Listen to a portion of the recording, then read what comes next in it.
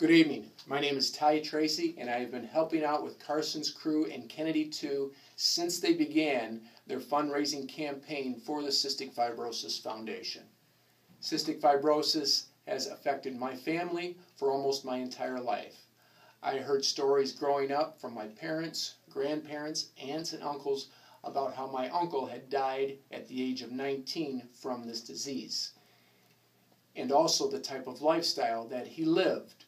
That lifestyle always consisted of being sick, long episodes of coughing, and never ever being able to gain any weight. And I vividly remember the day that my cousin Keith was born and diagnosed with cystic fibrosis. Similar to Carson's story, he was in the hospital for months, and it was questioned whether or not he would be able to survive. As my cousin Keith grew as a child, from the surface, you would not know that anything was wrong. Other than a thin appearance, he pretty much lived a normal life with his friends and his family. Like Carson and Kennedy, at their age, he pretty much did everything he wanted to as a child.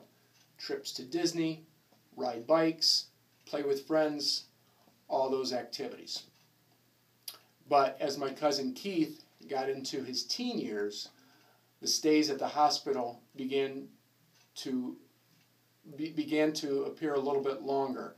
The cleanouts for his lungs began to turn into weeks instead of days.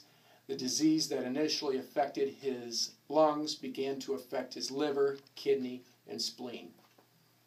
Again, on the surface, the normal person would not recognize what was happening to my cousin Keith on the inside.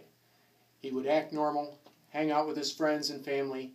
He had his passion for Chevy trucks.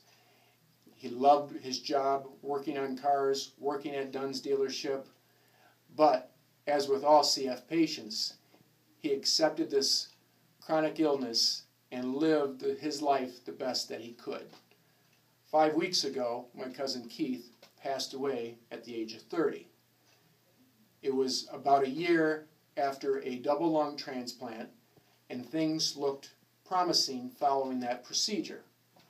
However, the damage to the liver, the kidney, and the intestine took such a toll over the chronicity of this disease that he was unable to continue to live. Disease and death is not fair at any age, old or young, but hopefully, with everyone here tonight, we can help make a little bit of difference to those with cystic fibrosis. Think of your loved ones passing away at a young age, and what would you do to help prevent that? With your help tonight, Carson and Kennedy's story won't end like my cousin Keith's story did. Thank you.